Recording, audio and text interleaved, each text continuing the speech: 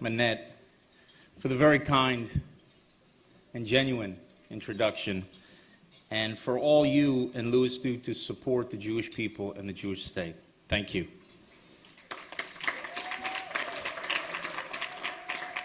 I want to say that, first of all, that my thoughts and prayers are with Congressman Scalise, who is a great champion of the U.S.-Israel alliance, and I consider him a personal friend, and I know you all join me in wishing him and everyone who was wounded a speedy recovery.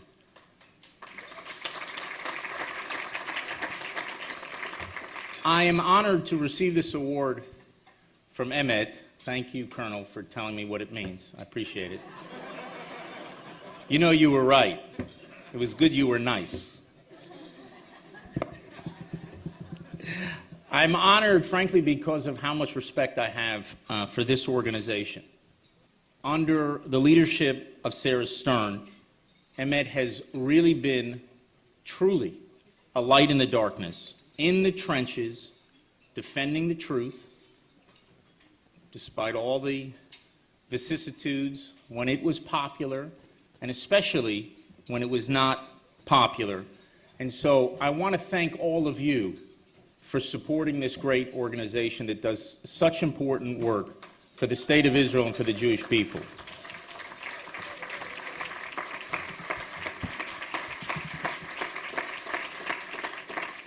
I want to recognize someone who's here who probably wasn't planning to be recognized, and that is the second smartest person to ever come out of Cheltenham High School. Because my prime minister went to Cheltenham High School in Philadelphia, and Mark Levine is a close second.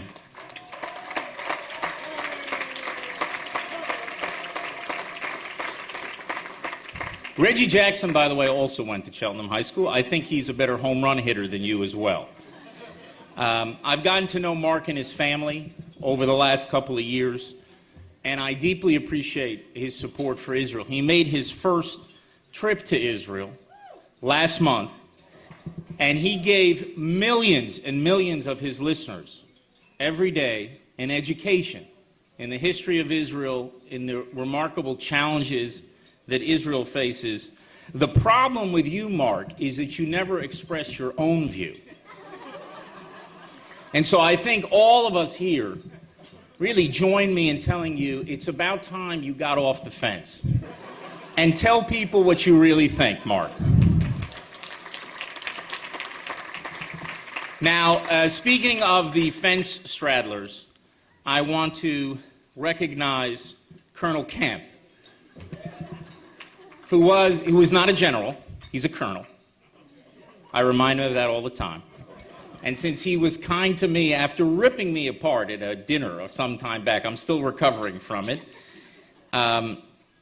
People who know the history of Britain know that it's interesting that Britain has had the greatest anti-Semites and the greatest philo-Semites. And we are very, very lucky that you're in the latter category. Richard stood up, as you heard before, for Israel during a critical moment in our first war in Gaza.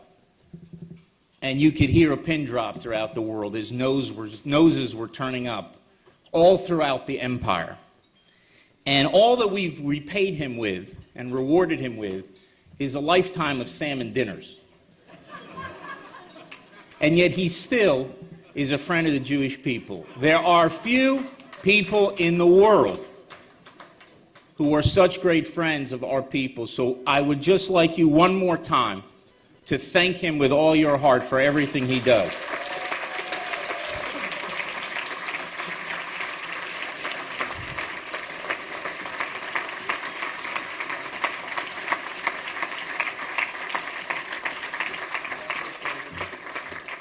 You see, Richard, when you're nice, I'm nice too. You see? That's how it works. Reciprocity. I want to also recognize Ashraf, who you heard from before. And where is Ashraf? Is there a hand up? Ashraf. Well, I want to thank Ashraf for his service to our country, and I mean our country. We are blood brothers, brothers in blood, brothers in life, and he, I think, is a manifestation of the unique relationship between the Druze community in Israel that risk their lives every day, their soldiers do, for the good of Israel, and are working together to secure our common future. So thank you, Ashraf, for that. I know you're going to be hearing from Nadiya after me. And Nadiya, I just want to thank you for your courage. And you'll hear from her soon, and you'll understand why she's so courageous. And for offering us hope. Hope for the future, a real future of coexistence and genuine peace. Thank you for everything that you do as well. Now, I want to just briefly recognize the two previous speakers, Mark Meadows and his wife Debbie, who Rhoda and I are very proud to call friends. As you heard, he is the distinguished gentleman from North Carolina. You know, that's a phrase, Mark, that you don't hear that often in Israel, in our Knesset, I got to tell you. They don't say that my distinguished colleague from Hadera, the honorable gentleman from Haifa. It doesn't sort of work that way. I remember a few years ago, one of the members of Congress, I think from South Carolina, I will not name him, but he yelled out in one of your State of the Union addresses, "You lie," to the President of the United States. And I was sitting in Jerusalem the following morning, and I was working on a speech to the Knesset. And I turned on the television and CNN, and the talking heads were still talking about this great breach of protocol, and it is a great breach of protocol. But I said to the person in my office, I said, look, if we could get the Prime Minister into and out of the Knesset with only one guy calling him a liar, they'd give me the Israel Prize. Mark is perhaps the most agreeable member of Congress, but do not let that friendly Southern hospitality fool you, because it is connected to both brains and backbone. And he is a man of clarity and courage that I think we're going to be hearing a lot more about in the years ahead, and that will be leaving a bigger and bigger footprint in the years ahead. And that's very good news for the State of Israel. It's very good news for America, and it's great news for the relationship between our two countries. So thank you.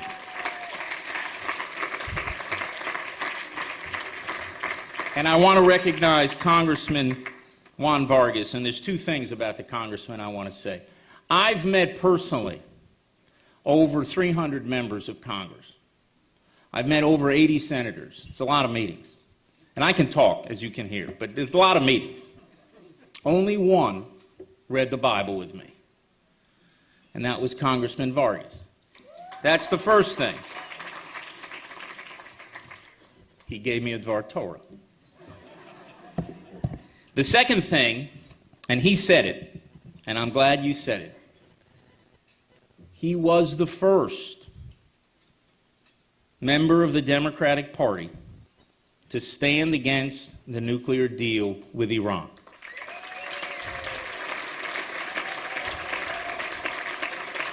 And his politics, now I know a lot of people in Congress who were opposed, they were strongly opposed, and they were principally opposed to it. But the political headwinds were pulling in that direction. You stood up to those headwinds. You stood against the current. And I told him that day that he was Nachshon ben Aminadav. Now, those of you who don't know, look it up. You know, we live in a world, you used to have to actually sit in the library in Alexandria if you were this great scholar and go over scrolls. Just Google it. I don't know if Nachshon has gotten a shout out in Washington in the 69 years of the State of Israel, but he's Nachshon ben Aminadav. He is the person who stood up first. And I told him that day, I saw you that day, and I told you that would be a badge of honor for the rest of your life.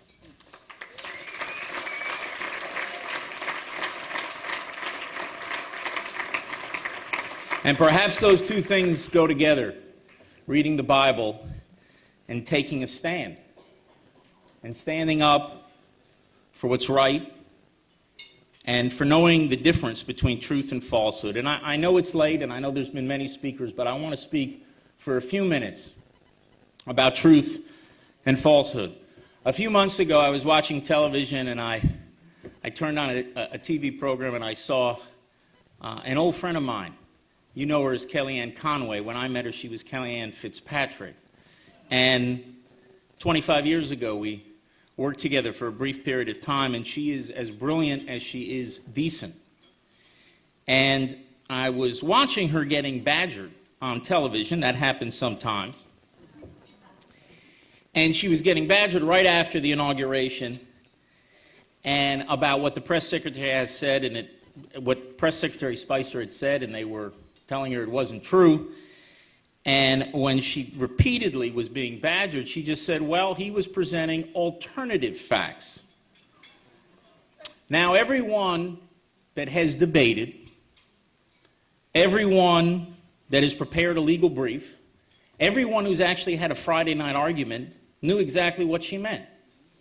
You know, what happens in a debate? One side says, here are fact A, B, C, and D. And the other side says, here's E, F, G, and H. And you discuss it. So I knew what she meant. But the host was aghast. The media spoke about it for 3 days.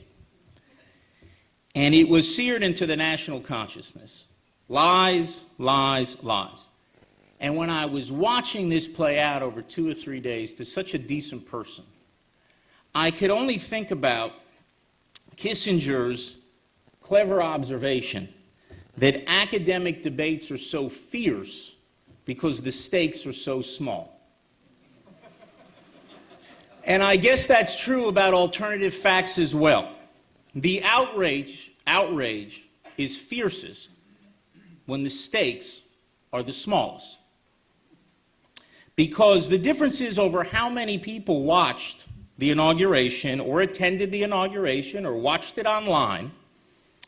That was seen as a great threat to the Republic. If only the real lies that undermine Israel's legitimacy and endanger our security and even our survival would be met with the same outrage.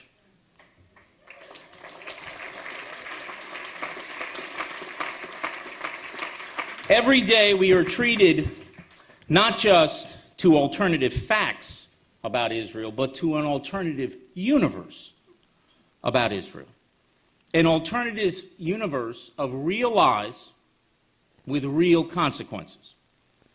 In this alternative universe, the Jews are the occupiers of Judea.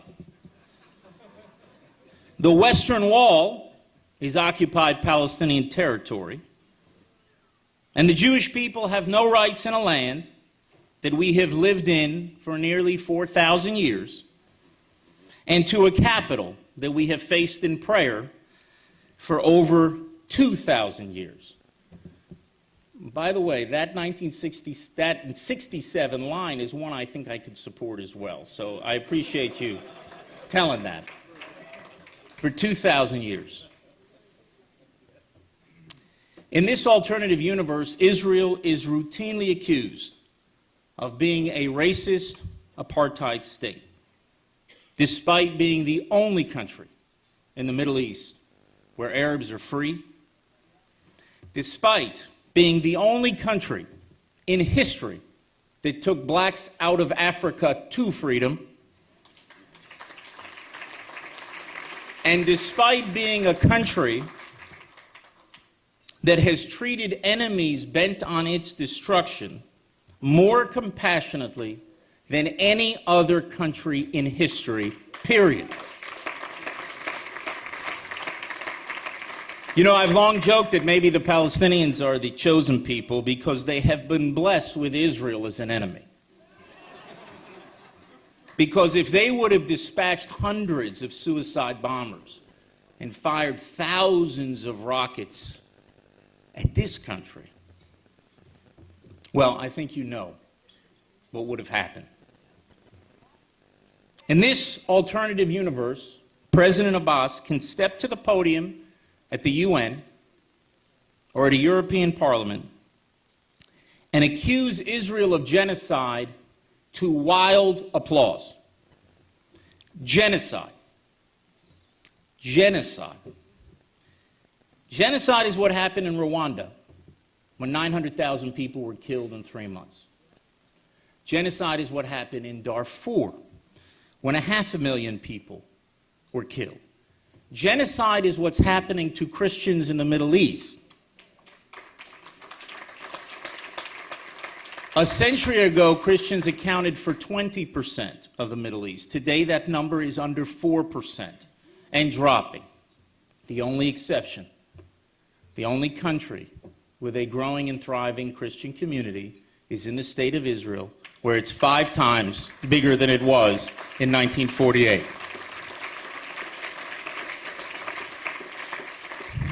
And of course, genocide is what happened during the Holocaust, when in May 1944, 10,000 Jews were murdered each day at Auschwitz. You know, I heard a couple of the speakers before, a very moving story about the shoes in Budapest and Sarah's powerful story about her namesake. But, ladies and gentlemen, 2017 is not 1938 and it's not 1944. The Jewish people now have a state. The Jewish people have the power to defend themselves, and the Jewish people will always use that power to defend themselves and secure their future.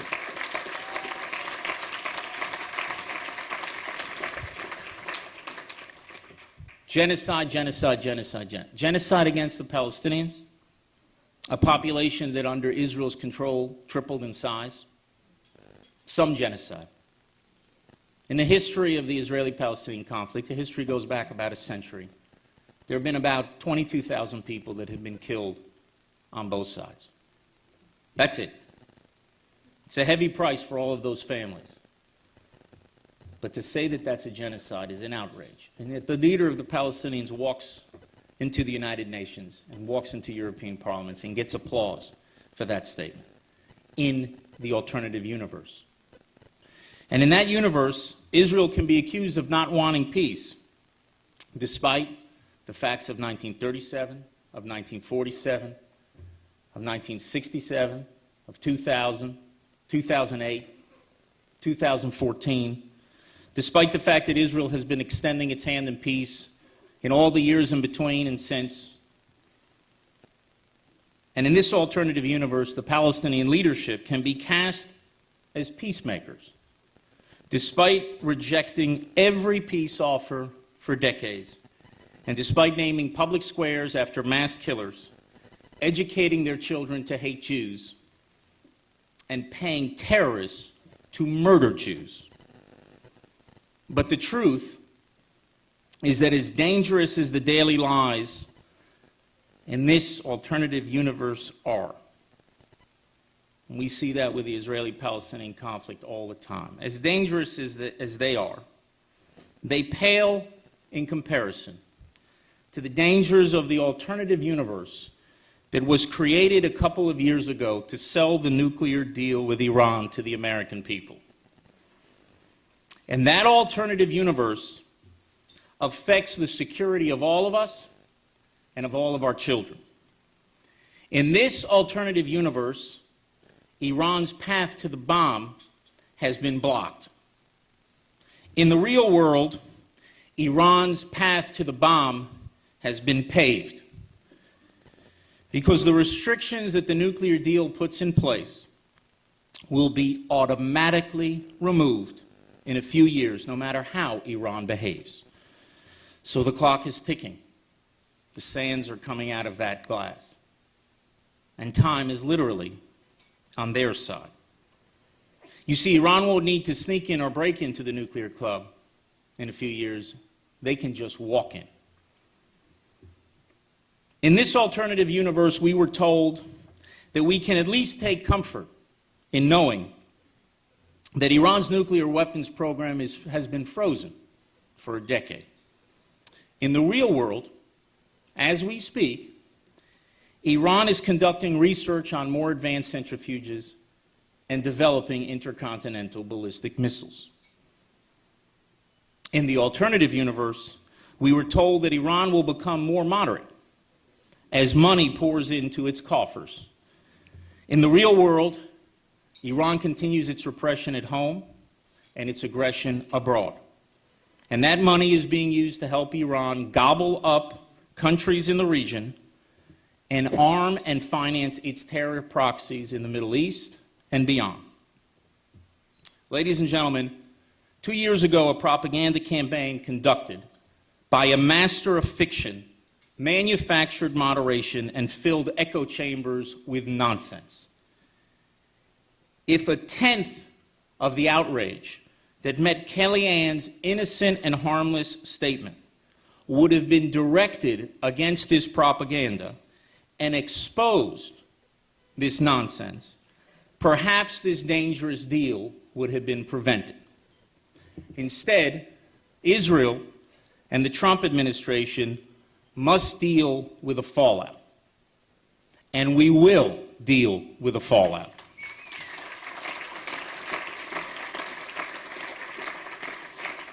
We will deal with it because we must. Deal or no deal, America and Israel must stop Iran's clear path to the bomb. But to fight this alternative universe and all those other alternative universes, we need your help. We need organizations like EMET that are fearless in exposing the lies and standing up for the truth. So thank you for shining a ray of light in the darkness. Thank you for taking a machete to the thicket of lies. Thank you for helping the United States and Israel pave a path to a secure future. Thank you.